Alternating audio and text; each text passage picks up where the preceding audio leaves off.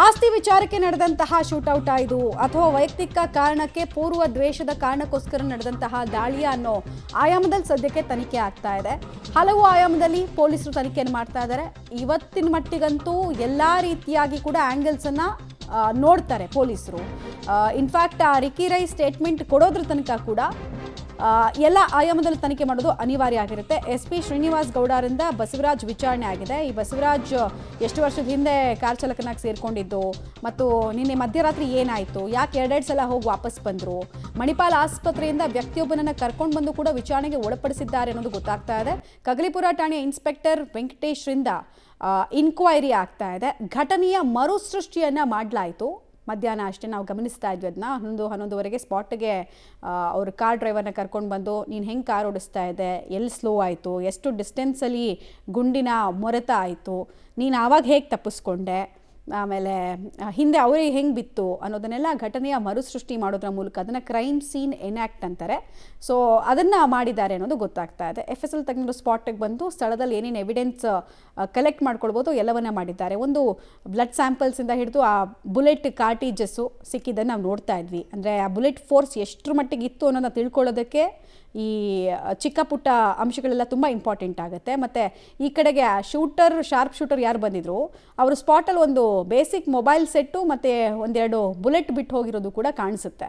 So mobile phone ಯಾರ್ದು, mobile basic set IMEI number ಮೂಲಕ ಗೊತ್ತಾಗುತ್ತೆ ಯಾರಾದ್ರ ಮಾಲೀಕರು, ನಂತರ ಯಾರ್ಯಾರ ಕೈಗೆ ಅದು ಹಸ್ತಾಂತರ ಆಗಿದೆ ಅನ್ನೋದೆಲ್ಲ ಗೊತ್ತಾಗುತ್ತೆ. ಆಮೇಲೆ ಆ ಎರಡು bullet, size of the bullet ಮತ್ತು ಯಾವ ಗನ್ನನ್ನು ಯೂಸ್ ಮಾಡಿದ್ರು ಎಲ್ಲವೂ ಕೂಡ ಗೊತ್ತಾಗುತ್ತೆ. 7mm ಗನ್ನನ್ನು ಯೂಸ್ ಮಾಡಿದ್ರು ಅನ್ನೋದು ಪ್ರಾಥಮಿಕ ಮಾಹಿತಿ.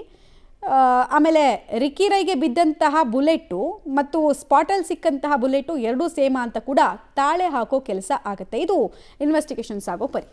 ಡೀಟೇಲ್ಸ್ ಕೊಡ್ತಾರೆ ವಿನಯ್.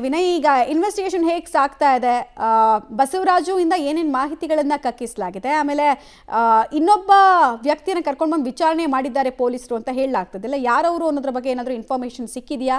ಸದ್ಯಕ್ಕೆ ಏನೇನು ಆಯಾಮದ ಬಗ್ಗೆ ಹೆಚ್ಚು ಫೋಕಸ್ ಮಾಡ್ತಾ ಇದ್ದಾರೆ?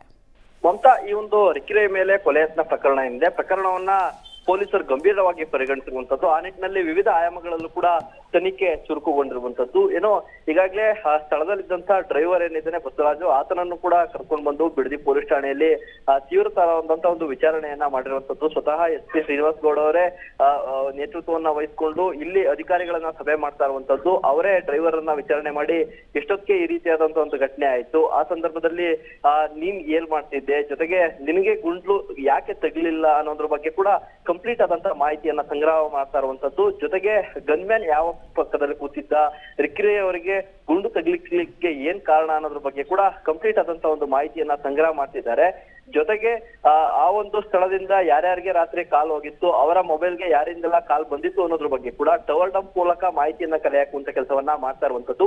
ಈಗಾಗಲೇ ಸುಮಾರು 3 DYSPಗಳ ಜೊತೆಗೆ ಶ್ರೀನಿವಾಸ್ ಗೌಡ ಅವರು ಸಭೆಯನ್ನ ಮಾಡಿರುವಂತದ್ದು. ಅಂದ್ರೆ ಈಗಾಗಲೇ ವಿವಿಧ ತಂಡಗಳು ಎಲ್ಲೆಲ್ಲಿ ಹೋಗಿವೆ, ಯಾವ ರೀತಿಯಾದಂತಹ ಅಂಶಗಳು ಕಲೆ ಹಾಕ್ತಿವೆ, ಸಿಕ್ಕಿರುವಂತಹ ಸಾಕ್ಷ್ಯಾಧಾರಗಳನ್ನ ಬಳಸ್ಕೊಂಡು ಆರೋಪಿಯನ್ನ ಹೇಗೆ ಪತ್ತೆ ಹಚ್ಚಬೇಕು ಅನ್ನೋದ್ರ ಬಗ್ಗೆ ಕೂಡ ಸಾಕಷ್ಟು ಚರ್ಚೆಯನ್ನ ಮಾಡ್ತಾ ಇರುವಂತದ್ದು.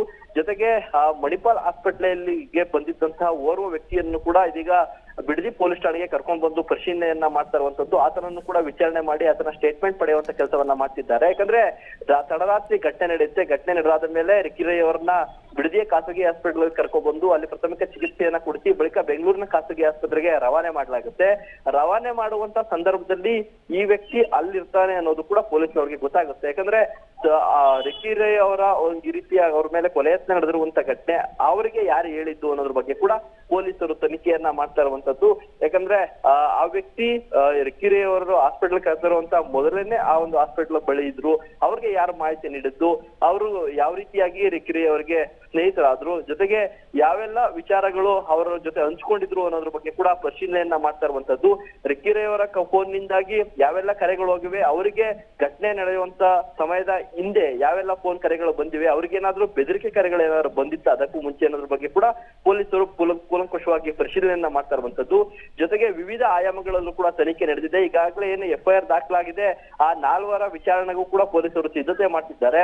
ಯಾಕಂದ್ರೆ 4 ಕೂಡ ದೊಡ್ಡ ದೊಡ್ಡ ವ್ಯಕ್ತಿಗಳ ವ್ಯಕ್ತಿಗಳಾಗಿರುವಂತದ್ದು, ಉದ್ಯಮಿಗಳಾಗಿರುವಂತದ್ದು. ಆ ನಿಟ್ಟಿನಲ್ಲಿ ಅವ್ರಿಗೆ ನೋಟಿಸ್ ಅನ್ನ ಕೊಡುವಂತದ್ದು, ಅವರನ್ನ ಕರೆದು ವಿಚಾರಣೆ ಮಾಡುವಂತ ಪ್ರಕ್ರಿಯೆಗೂ ಕೂಡ ಇದೀಗ ಪೊಲೀಸರು ಮುಂದಾಗಿರುವಂತದ್ದು. ಮಮತಾ, ವಿನಯ್, ಈಗ 4 ಜನ ಆರೋಪಿಗಳಿದಾರಲ್ಲ, ಅಕ್ಯೂಸ್ಗಳು, ಅವರಲ್ಲಿ ಎಷ್ಟು ಜನ ಫೋನ್ ಕರೆಗೆ ಅಥವಾ ನೋಟಿಸ್ಗೆ ಸ್ಪಂದಿಸಿದ್ದಾರೆ ಅಂತ? ಬಿಕಾಸ್ ಈ ಥರದ ಕೃತ್ಯ ಎಲ್ಲ ಆಗಿ ಯಾರ ಮೇಲಾದರೂ ಅನುಮಾನ ಇದೆ ಅಂದಾಗ ಅವರು ಆಲ್ಮೋಸ್ಟ್ ಅವ್ರ ಫೋನನ್ನು ಸ್ವಿಚ್ ಆಫ್ ಮಾಡ್ಕೊಳ್ಳುವಂತಹ ವಿಚಾರ ನಾವು ತುಂಬ ಸಲ ನೋಡಿದ್ದೀವಿ. ಆಮೇಲೆ ಪೊಲೀಸರೇ ಹೋಗಿ ಅವ್ರನ್ನ ಹುಡ್ಕೊಂಡು ಕರ್ಕೊಂಡು ಬರಬೇಕಾದಂತಹ ಇನ್ಸಿಡೆಂಟ್ಗಳು ಕೂಡ ಇಂತಹ ಟಾರ್ಗೆಟ್ ಕಿಲ್ಲಿಂಗ್ಸ್ ಎಲ್ಲ ಆಗಿರೋದನ್ನು ನಾವು ನೋಡಿದ್ದೀವಿ. ಸೊ ಇಲ್ಲಿ ಯಾವ ರೀತಿ ಅಂತ 4 ಜನರಿಗೂ ನೋಟಿಸ್ ಆಲ್ರೆಡಿ ಸರ್ವ್ ಆಗಿದೆಯಾ ಅಥವಾ ಇನ್ನಷ್ಟೇ ಕೊಡಬೇಕಾ? ಕಾಂಟ್ಯಾಕ್ಟ್ ಮಾಡಿದಾರ ಪೊಲೀಸರು? ಎಷ್ಟು ಜನರದ್ದು ಫೋನ್ ಆನ್ ಇದೆ, ಎಷ್ಟು ಜನರದ್ದು ಆಫ್ ಇದೆ?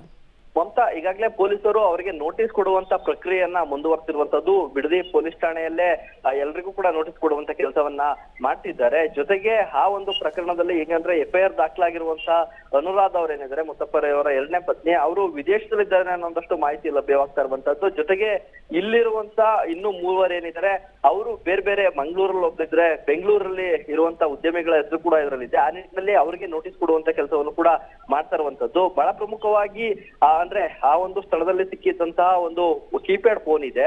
ಆ ಒಂದು ಕೀಪ್ಯಾಡ್ ಫೋನ್ ನಲ್ಲಿ ಕೊನೆಯದಾಗಿ ಯಾರಿಗೆಲ್ಲ ಕರೆಗಳು ಹೋಗಿದ್ವು, ಯಾವ ಒಂದು ನಂಬರ್ಗೆ ಯಾರಿಂದೆಲ್ಲ ಕರೆ ಬಂದಿದ್ವು ಅನ್ನೋದ್ರ ಬಗ್ಗೆ ಕೂಡ ಮಾಹಿತಿಯನ್ನ ಕರೆ ಆಗ್ತಾ ಇರುವಂತದ್ದು. ಯಾಕಂದ್ರೆ ಈ ಒಂದು FIR ಆಗಿರುವಂತ ವ್ಯಕ್ತಿಗಳೇನಾದ್ರು ಅಂದ್ರೆ ಅಲ್ಲಿ ಯಾರು ಶೂಟ್ ಅನ್ನ ಮಾಡಿದ್ದಂತ ವ್ಯಕ್ತಿ ಇದ್ದ, ಆತನಿಗೆ ಯಾರಾದ್ರೂ ಕರೆ ಮಾಡಿದ್ರ ಅನ್ನೋದ್ರ ಬಗ್ಗೆ ಕೂಡ ಪೊಲೀಸರು ತನಿಖೆಯನ್ನ ಮಾಡ್ತಾ ಇರುವಂತದ್ದು. ವಿವಿಧ ರೀತಿಯ ಆಯಾಮಗಳನ್ನು ಕೂಡ ಮಾಡ್ತಾ ಇರುವಂತದ್ದು. 4 ತಂಡಗಳನ್ನ ಇದಕ್ಕಾಗಿ ರಚನೆ ಮಾಡ್ಕೊಳ್ಳಲಾಗಿದೆ.